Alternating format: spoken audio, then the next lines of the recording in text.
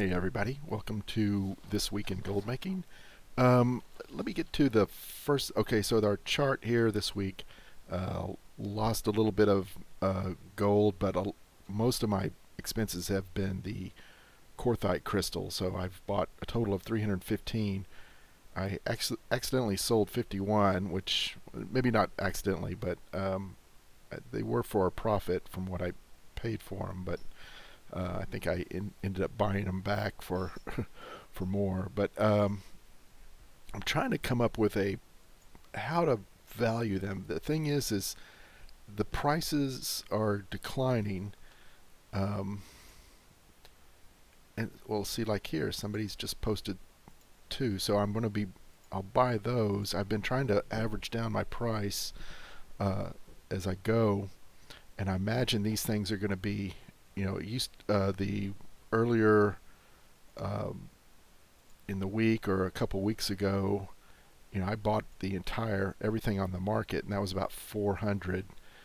Now there's about 688, and there's a lot more people that have crafted these. So I think we're going to see the prices going down on quartzite crystals. So I want to try to come up with a how to value them. So I'm not sure if I should be using smart average buy or if I should be using average buy. But the thing is I've sold some of the rank sixes, so I shouldn't necessarily be using average buy. I should probably be using smart average buy. But I've got I think 1,000 crystals tied up um,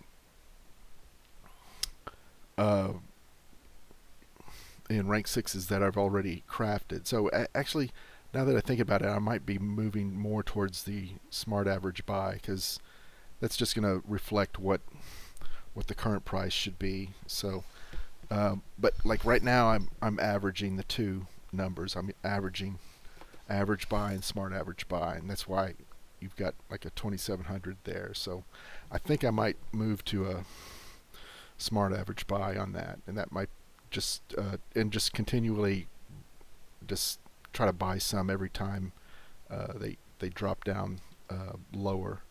Um, anyway, so let's. So I've got some sales here. Let's see. Let me go back up to the top. Rank one sales. A lot of these are just resales. I bought them really cheap and also sold them really cheap. And some of the ones that I sold, like last week or previous weeks, I bought a bunch for really cheap. Probably sold one after that uh, pretty much paid for the entire purchase of these things. So, but I've still Umberhide pauldrons and the vest, still pretty good price there. Uh, and I'm trying to get out of this market. I mean, it's not bad, but um, every once in a while you'll see something really cheap, and it just makes sense to go ahead and pick it up, especially if you think you're going to be using it um, for one of your own characters. So rank 2, nothing to really write home about. Uh, Bone Shatter Helm, that was a really good sale there. Some of the Shadowgast, not bad either. And, one Umberhide leggings. But, those are kind of sparse there. So here's rank 3. Oh, sorry about that.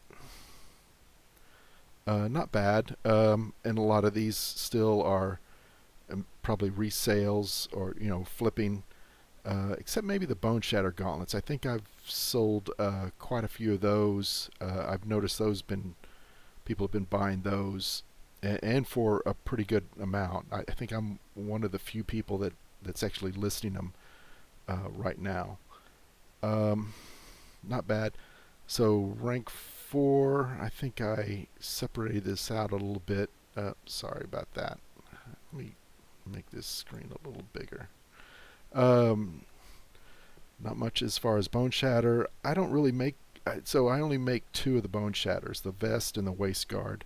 Um, my friend makes the other ones, and he hasn't been supplying me with any new replacements, so I haven't really been selling those. So Cape, mittens, spalders, not bad prices. These are all pretty good. I don't even make these unless they they're like, I think, 10,000 gold profit. If I can see here, I've got kind of a mess of. Let's see. I think, yeah. So rank 4. Um, so I've set it to 100% or 10,000 gold, whichever the minimum of that. And then I've actually got this one where I've been doing this with several other operations where I'll just link it to one of them. So when I've like when I'm auctioning or whatever, I don't have to change 5 or 6 functions, operations. What do I have here? So like I have got to flip this one. So yeah, so I've got these tied into uh, this one. So I think I'm going to call that main, which I've done one on a couple of other profiles. But basically, so the idea is that if I change it here, then it changes it for every one of them. I don't have to worry about copying over. So let's see, and then not bad. Umberhide. Umberhide's a pretty good seller because there's like 4 classes that can use the leather. So you're probably going to have more sales with Umberhide than anything else. And leggings, of course, are probably the biggest seller because it's like the biggest, probably has the biggest itemization on it of most of the non-domination slots. So let's see. So and then rank 6 sales were pretty good. 15, 3 million gold in sales, but like it's kind of offset by the fact that I've been buying a lot of Korthite crystals to fund this. So I think most of the profit, each of these tends to be around 110,000 to 120 or 130,000 in crafting costs. So I think I was looking earlier. I think my average profit is about 70,000 gold on each on average. So anyway, that's it for the legendaries. So let's take a look at just the general ledger of revenue. And I didn't prepare this beforehand, so let's just COD. I had a trade or two. I think I traded a ring for. So I traded a guy. I gave a guy a rank 6 ring for 50,000 gold, plus he gave me 40 crystals. So that was actually probably not bad. I think the rings cost about 20k to craft.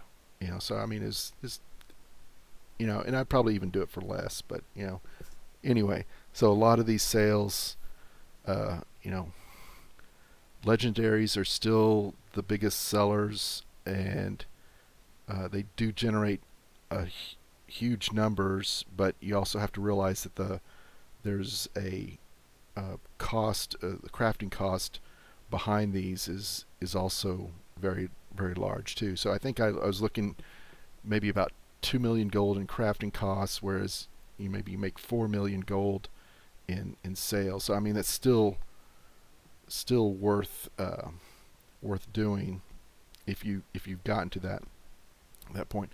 Made some really good sales with leatherworking. Um, I'm gonna have to replace these. These are kind of hard to come by. These wind scales and um, uh, these nether dragon scales. I've actually got a bunch of the nether dragon scales, so I'm I think I'm probably gonna be able to easily make some of these over again. Ornate mithril pants. Those are pretty good. I think I'm one of the few that's posting these. Um, I think as well as the other ornate stuff, ornate mithril. But some good sales with other stuff. Also, the 200 gear. See, yeah, it's listing as 165, which I wish TSM or Blizzard would provide that information of what these were. These are all 200 items. I'm not bothering with any of the others, and I haven't gotten the. I think I can get the 230 crafters mark on one character, but I haven't bothered with it. Um, Nothing else really that interesting. Just lots of little things. Glyphs are always still pretty good. My enchanter, not enchanter, but the person that sells enchants, that has been pretty dismal. 12,000 gold the last 7 days. Whereas I think I've had one where I kind of made a joke video about how big the mailbox was, and I did it over like maybe a week or so, and it was like over, I don't know, I forget, it's like 100 or 200,000 gold. But this is a really competitive market, and like all these sales are, I'm actually just kind of trying to liquidate everything I have and start over with enchanting, because a lot of this stuff is there's a lot of work posting these. I end up posting 100 stuff out of my bags each time, and the sales just aren't there. There's just way too much competition, and plus the competition I do have seems to be on just as much as I am, and they're pretty much doing the same. I think they're probably cancel scanning, whereas I'm just posting whatever's in my bags. So I'm probably just gonna burn down the market on that. So yeah, I don't really care for enchanting anymore. It's just too much work and not not worth the time. Um, Let me see what else is on my list here. So I moved some of my rank 4s over to another character just to kind of keep things organized. Um, and then the reason I'm on this character is I set up some mailing functions, which is to me the kind of the highlight of what um, of this video.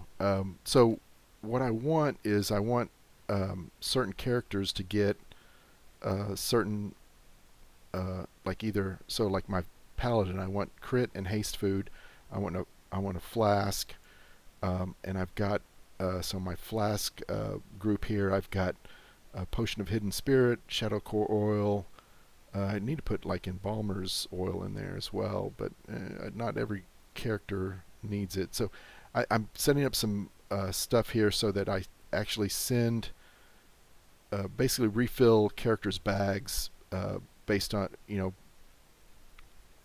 on this operation. So I've created these mailing operations. So what it does is it basically sends 20 to the character, and I've got it set up for food. So there's 4 different types of food. There's versatility, mastery, haste, and crit.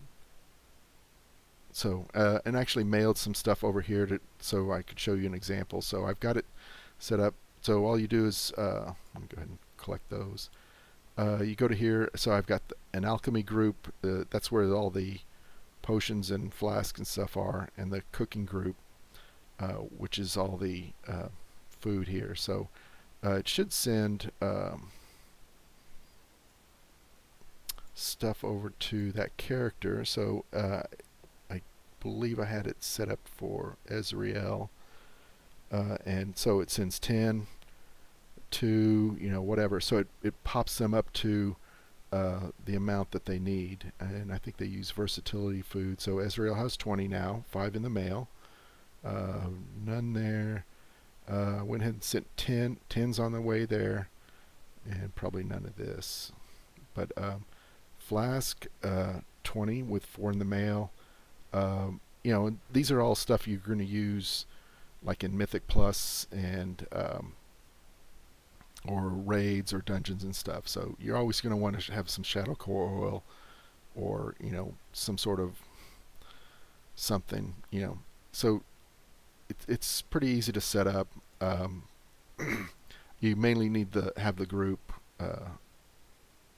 set up, mainly in operation. So I just call it like F/F is flask and food, and pretty easy to set up. Target character name.